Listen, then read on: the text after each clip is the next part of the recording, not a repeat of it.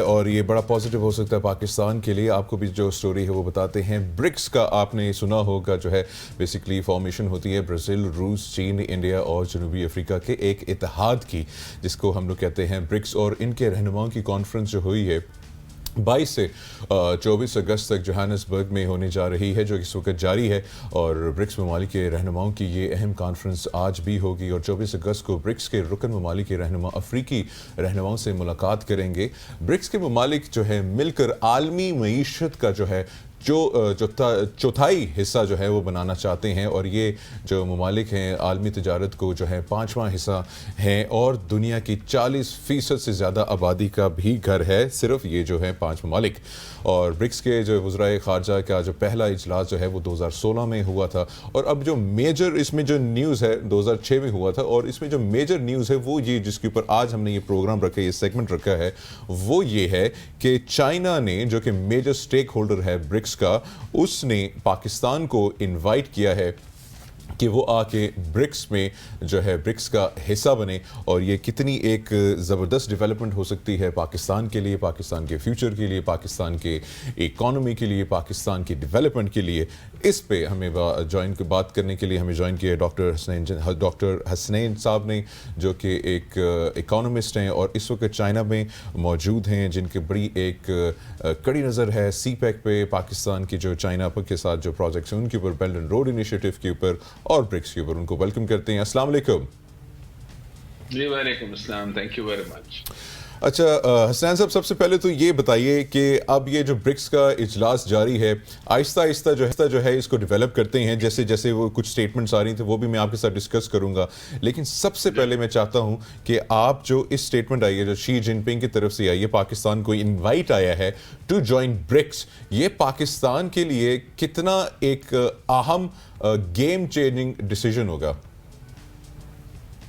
دیکھیں، سب سے پہلے جیسے آپ نے بتایا کہ جو برکس ممالک ہیں ان کے اندر برازیل، رشیا، انڈیا، چائنا اور ساؤتھ افریقہ تھے. انہوں نے یہ جو بنائی ٹوٹل جو تنظیم بنائی، یہ ان کی مجبوری اس طریقے سے بن گئی تھی کیونکہ G7 کنٹریز کے اندر تقریباً Canada, France, Germany, Japan, Britain, امریکہ تھے. اور ان کی جو ہے وہ پاورفل طاقت، یعنی پاورفل جو فائنینشل نظام تھا، سارا ان کے ہاتھ میں تھا. انہی کے پاس IMF ہے، انہی کے پاس ورلڈ بینک ہے، اور انہی کے پاس جو ہے وہ WTO ہے، اور باقی سارے فائنینشل نظام انہی کے پاس تھے. اور انہی کے پاس یہ طاقت بھی بن گئی تھی کہ یہ کسی کو بھی چاہیں تو سینکشنز لگا سکتے ہیں، مطلب کسی بھی طرح کی سینکشنز لگا سکتے ہیں. اچھا، اب معاملہ یہ بنا کہ اب برکس جو ریپرزینٹ کرتا ہے تو خالی 42% آف دا پاپولیشن، جیسے آپ نے بتایا بالکل درست تھا، 30% جو ہے وہ پوری گلوبل ٹیریٹری یعنی پوری سرحدی جتنے نظام بنتا ہے اس کا 30% ہے، 23% آف دا GDP ہے. لیکن آپ کو اہم بات بتاؤں کہ یہ G7 اگر مل بھی جائیں تو 29.9 بنتے ہیں. لیکن پریزیڈنٹ شی جو چاہتے ہیں وہ ایکسپینشن چاہتے ہیں. اچھا، اب پرابلم یہ ہے کہ دو چیزیں ہیں کہ انڈیا اس ٹائم پر ادھم مچا رہا ہے اور اپنے پورے کے پورے تمام چینلز کے اوپر ایک عذاب ڈالا ہوا ہے اس نے کہ وہ کسی بھی طور کے اوپر جو ہے وہ اس تنظیم کے اندر پاکستان کو حصہ دار نہیں ہونے دینا چاہتا. وہ پاکستان کو ایک نظام میں نہیں لانا چاہتا. اس کے دوران میں اس نے 2 قسم کے پوائنٹس اٹھا دیے.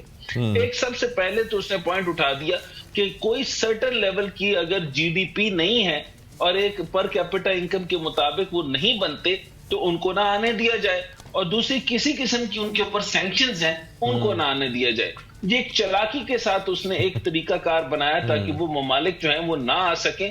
لیکن پریزیڈنٹ شی جو چاہتے ہیں وہ ملٹی لیٹرلزم چاہتے ہیں، بیلنس چاہتے ہیں، ٹریڈ چاہتے ہیں کہ تمام ممالک کے درمیان میں جو ہے وہ چاہے وہ ارینجمنٹ ہو کسٹم کا، ٹیکس کا، انٹر بینک کوآپریشن کا، کلچر کا، سائنس کا، ٹیکنالوجی کا، انوویشن کا، ایگریکلچر کا، انرجی کا، ایفیشنسی کا، یہ ساری چیزیں جو ہیں وہ بڑھ جائیں. جی ویسے ڈاکٹر صاحب ڈاکٹر صاحب اس سب کے باوجود انٹرسٹنگ بات یہ ہے کہ اگر یہ جو برکس ممالک مل کر، یہ جو G7 مل کر بھی کام کرے، امریکہ سمیت، امریکہ کے اوپر میں آپ کو بتا دوں 29.99 ٹریلین گزیلین کا اس ٹائم پر ڈیٹ ہے، یعنی وہ قرضوں تلے دبے ہوئے.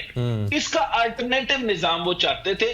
اور اگر گلوبل ساؤتھ میں سمجھا دوں آپ کو کہ نیوزی لینڈ اور آسٹریلیا کو نکال کر سارا کا سارا 85% گلوبل ساؤتھ ہے، اور گلوبل ساؤتھ اگر پریزیڈنٹ شی کے ساتھ یا برکس کے ساتھ مل جاتا ہے تو عالمی مالیاتی نظام کا پیرالل بن جائے گا. لیکن اس ٹائم پہ پوری دنیا کے اندر ایک ہی واحد نظام ہے جو ڈالر کا ہے. میں یہ نہیں کہہ رہا اور برکس بھی یہ نہیں چاہتا کہ ڈی ڈالرائزیشن ہو, لیکن اس ٹائم پر جو میں مسئلہ اور میں ایک خبر کی توسیع چاہتا ہوں وہ یہ کہ برکس کے اندر نہیں, برکس نے انوائٹ کرنا تھا پاکستان کو پریزیڈنٹ شی کے کہنے پہ, لیکن اس کے اندر سب سے بڑا انہوں نے صرف ایک لفظ بولا کہ ایک سپر پاور, ایک پاور نے, یعنی جو برکس ممبر تھا اس نے اور ایک اور کنٹری نے, یعنی ان میں سے دو ممالک کا نام اگر لینا ہو تو میں بتا دیتا ہوں. انڈیا نے زبردست قسم کا ان کو بلاک کروایا پاکستان کو, اور دوسرا نمبر کے اوپر اس نے اپنے